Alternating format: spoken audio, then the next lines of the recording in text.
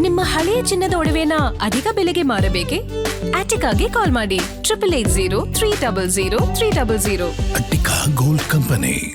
ನಾನು ಮುಂದೆ ಸ್ವತಃ ಇದ್ರ ಬಗ್ಗೆ ಮಾತನಾಡೋದಕ್ಕೆ ಹಿರಿಯ ನಿರ್ದೇಶಕರಾದಂಥ ಓಂ ಪ್ರಕಾಶ್ ರಾವ್ ಸರ್ ಅವರೇ ದೂರವಾಣಿ ಸಂಪರ್ಕದಲ್ಲಿ ಜಾಯ್ನ್ ಆಗಿದ್ದಾರೆ. ಸರ್ ನಮಸ್ತೆ, ಹೇಗಿದ್ದೀರಿ? ನಮಸ್ಕಾರ ಸರ್. ಗುಡ್ ಸರ್, ಚೆನ್ನಾಗಿದ್ದೀನಿ ಸರ್. ಒಂದು ವಿಚಾರ ಕೇಳ್ಪಟ್ವಿ, ನಿಜನಾ ಸುಳ್ಳ ಸರ್? ಏನು ಸರ್ ಕತೆ ಅದರದ್ದು? ಏನೋ ಫೀನಿಕ್ಸ್ ಸಿನಿಮಾ ಹಣ ಪಡೆದಿದ್ರಂತೆ, ಈಗ ವಾಪಸ್ ಕೇಳಿದ್ರೆ ಬೆದರಿಕೆ ಹಾಕ್ತಾ ಇದ್ರಂತೆ.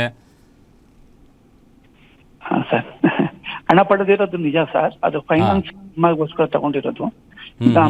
ಹಾಕುವಷ್ಟು ದೊಡ್ಡವರಲ್ಲ ಸರ್ ನಾವು. ಬೆದರಿಕೆ ನೆಸೆಸಿಟಿ ಇಲ್ಲದೆ ಇರೋ ವರ್ಲ್ಡ್ ನಮ್ಮಲ್ಲಿ. ನಾವು ಯಾವತ್ತೋ ಯಾರಿಗೂ ಬೆದರಿಕೆ ಹಾಕಲ್ಲ ಸರ್. ಆ ಥರ ಮೂರು ಬಿಟ್ಟು ನಿಂತ್ಕೋಬೇಕಷ್ಟೇ ಬೆದರಿಕೆ ಹಾಕ್ಬೇಕು ಅಂತಂದ್ರೆ. ನಾವು ಆ ಥರ ಅಲ್ಲ ಸರ್. ಕಾನೂನು ಪ್ರಕಾರ ಅವ್ರು ಏನ್ ಮಾಡ್ತಾರೋ ಮಾಡ್ಲಿ ಸರ್, ಏನು ತೊಂದರೆ ಏನಿಲ್ಲ. ಅವರು ಯಾರ್ಯಾರು ಎಲ್ಲೆಲ್ಲಿ ಹೋಗ್ತಾ ಇದಾರೆ ಎಲ್ಲಾನು ಗೊತ್ತು, ಏನ್ ಪರವಾಗಿಲ್ಲ ಮಾಡ್ಲಿ ಸರ್. ನಮಗೂ ಗೊತ್ತಲ್ವಾ, ಈಗ ನಾವು ಮಾತಾಡ್ಬೋದು. ಮಾತಾಡೋದು ಅಷ್ಟು ಹಾರ್ಷಾಗಿ ಮಾತಾಡೋದು ಅವೆಲ್ಲ ಅಸಂಬದ್ಧವಾದ ಮಾತುಗಳು, ಅವೆಲ್ಲ ತಪ್ಪಾಗುತ್ತೆ. ನಾವು ಕುತ್ಕೊಂಡು ಮಾತಾಡಿದ್ರೆ ಪರಿಹಾರ ಆಗುತ್ತೆ 100%. ಅವ್ರು ಸಿನಿಮಾ ಕೊಡ್ಬೋದು, ನನ್ಗೇನು ಪರ್ಸನಲ್ ಕೊಟ್ಟಿಲ್ಲ ಯಾವರು. ನಾನು ಬಡ್ಡಿ ಕಟ್ಟಿದ್ದೀನಿ, ನನ್ನ ಕೈಲಿ ಆಗಿತ್ತು ಮಟ್ಟಿಗೆ ಖಂಡಿತವಾಗ್ಲು. ಅದಕ್ಕೆ ಅವ್ರು ಏನ್ ಬೇಕಾದ್ರೆ ಮಾಡ್ಲಿ ಸರ್, ಏನ್ ತೊಂದರೆ ಏನಿಲ್ಲ. ಅದ್ರ ಬಗ್ಗೆ ನಮ್ದೇ. ನೀವು ಹೇಳಿ ಸರ್, ನೀವೇನ್ ಮಾತಾಡ್ಬೇಕು ಅಂತಿದ್ದೀರಾ ಸರ್? ಅಂದ್ರೆ ಯಾವ ಟೈಮಲ್ಲಿ ಇದು ಇಸ್ಕೊಂಡಿದ್ರಿ, ಏನ್ ಕತೆ? ಒಂದ್ ಸ್ವಲ್ಪ ಡೀಟೇಲ್ ಆಗಿ ಹೇಳ್ಬೋದಾ ಸರ್? ಸಿನಿಮಾ ಮಾಡೋದಕ್ಕೆ ಸರ್, ಸಿನಿಮಾ ಮಾಡೋದಕ್ಕೆ ನಾನು ನಮ್ಮ ಮಿಸ್ಸಸ್ ಕಡೆನು ಅವರು ಕೆಲವು ಹೆಣ್ಮಕ್ಳ ಹತ್ರ ದುಡ್ಡು ಕೊಡಿಸಿದ್ದಾರೆ. ನಾನು ಆಮೇಲೆ ಇವತ್ತು ದುಡ್ಡು ಇಟ್ಕೊಂಡು ಸಿನಿಮಾ ಮಾಡುವಷ್ಟು ದೊಡ್ಡ ಪ್ರೊಡ್ಯೂಸರು ಅಲ್ಲ ನಾನು. ನಮ್ಗೆ ಕೆಪಾಸಿಟಿ ಇರೋದು ಒಂದು ಕನ್ನಡಕ್ಕೆ ಒಂದು ಒಳ್ಳೆ ಸಿನಿಮಾ ಮಾಡ್ಬೇಕು ಅಂತೇಳಿ ನಮ್ದು ನಮ್ ಕೈಲಿ ಹಾಕಿದೀವಿ.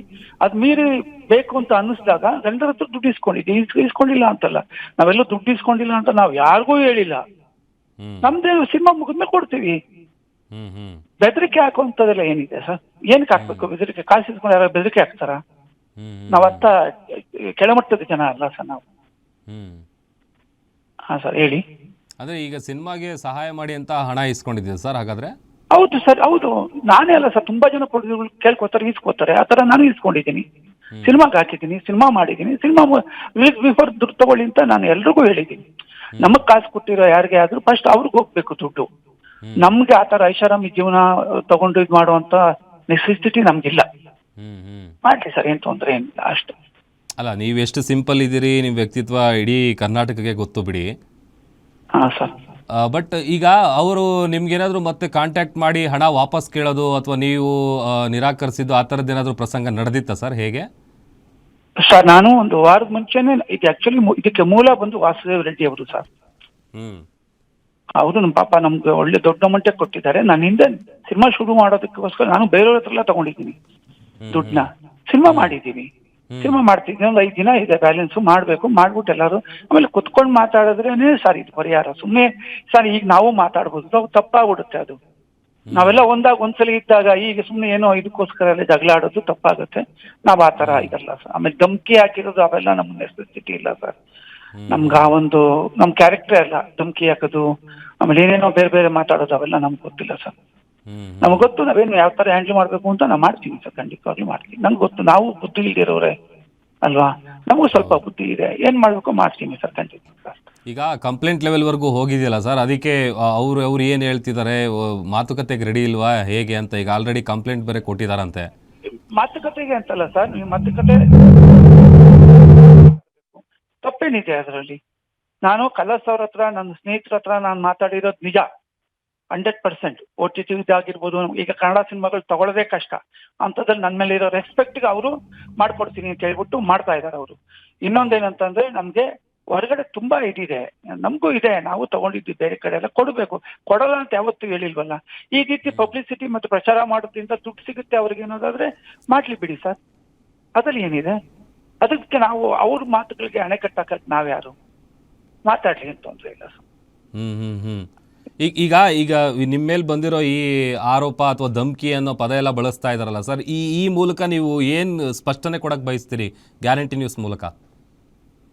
ಏನು ಇಲ್ಲ ಸರ್, ಪಾಪ ನೀವು ಫೋನ್ ಮಾಡಿದ್ದೀರಿ, ನಿಮ್ಗೆ ರೆಸ್ಪೆಕ್ಟ್ ಮಾಡ್ಬೇಕಾದ್ರೆ ನಮ್ ಧರ್ಮ ಅಷ್ಟೇ, ಬೇರೆ ಏನೇನಿಲ್ಲ. ಅವ್ರು ಏನ್ ಬೇಕಾದ್ರೂ ಮಾಡ್ಲಿ ಸರ್. ನಾನ್ ಆತರ ಚಿಚ್ಚಿ ಸರ್ ಒಂದ್ ಸ್ವಲ್ಪ ತೋರ್ಸಕ್ ಹೇಳಿಲ್ಲ, ಅದು ಒಂದ್ ಚಿಕ್ಕ ಧಮ್ಕಿ ಹಾಕಿರೋದು ಕೂಡ.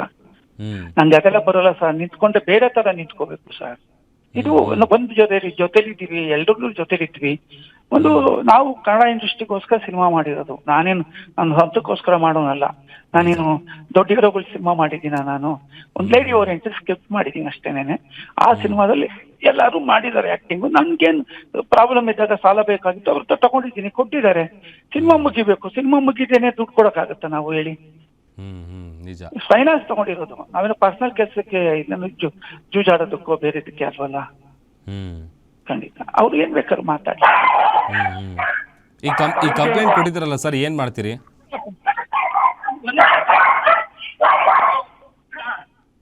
ಸರ್ ಸಾರಿ ಹೇಳಿ. ಹಾಂ ಸರ್, ಈಗ ಕಂಪ್ಲೇಂಟ್ ಕೊಟ್ಟಿದ್ದಾರೆ, ಏನು ಮಾಡ್ತೀರಿ ನೀವು ನೆಕ್ಸ್ಟ್ ಅಂತ? ಮಾಡ್ತೀನಿ ಸರ್, ಅದು ನಾನು ಹೆಂಗೆ ಹೇಳಿ ಸರ್, ನಾನು ಅನ್ಕೊಂಡಿದ್ದೀನಿ ಸರ್, ಏನೋ ಒಂದು ಮಾಡ್ತೀನಿ ಸರ್ ಖಂಡಿತವಾಗಿ. ಅದು ಮಾಡಿದಾಗ ನಾನು ಖಂಡಿತ ನಿಮಗೂ ತಿಳಿಸ್ತೀನಿ ಏನು ಅಂತ. ಅವ್ರಿಗೆ ಹೀರೋ ಭಾಸ್ಕರ್ ಅವ್ರಿಗೆ ನಾವು ಹೀರೋ ಅಂತ ಹೇಳ್ಬೇಕಂತೆ ಹೊರಗಡೆ. ಅವ್ರಿಗೆ ಹೀರೋ ಹೇಳಿಲ್ಲ ಅಂತಂದ್ರೆ ಕೋಪ ಅವ್ರಿಗೆ. ನಾನು ಅವ್ರನ್ನ ಹೀರೋ ಆಗಿ ಹಿಂದೆ ಪ್ರಮೋಟ್ ಮಾಡಿ ಹೇಳಿ, ನಾನು ಮಾಡಿರೋ ಲೇಡಿ ಓರಿಯೆಂಟೆಡ್ ಸ್ಕ್ರಿಪ್ಟ್. ನಮ್ಗೆ ಯಾರ ಮೇಲೆ ಕೋಪ ಇಲ್ಲ ಸರ್, ನಾವು ಇದಂತಲ್ಲ. ಅವರು ಮಾತಾಡ್ಲಿ ಪಾಪ, ಅವ್ರಿಗೂ ಇದಿದೆ. ನಾವ್ಯಾರು ಅದಕ್ಕೆ ಇದು ಮಾಡಕ್ಕೆ? ಅವ್ರು ಏನ್ ಬೇಕಾದ್ರೂ ಮಾಡ್ಲಿ ಸರ್, ಏನ್ ತೊಂದ್ರೆ. ಯಾವ ರೀತಿ ಫೇಸ್ ಮಾಡ್ಬೇಕು ಅಂತ ನಮಗೂ ಗೊತ್ತು, ನಾವು ಮಾಡ್ತೀವಿ ಸರ್ ಅಷ್ಟೇ. ನೀವು ಫೋನ್ ಮಾಡಿದ್ದೀರಿ, ತುಂಬಾ ಥ್ಯಾಂಕ್ಸ್ ಸರ್ ನಿಜವಾಗಿ ಎಲ್ಲ. Thank you sir Om Prakash sir, guarantee news ಜೊತೆ ಮಾತನಾಡಿದ್ದಕ್ಕೆ.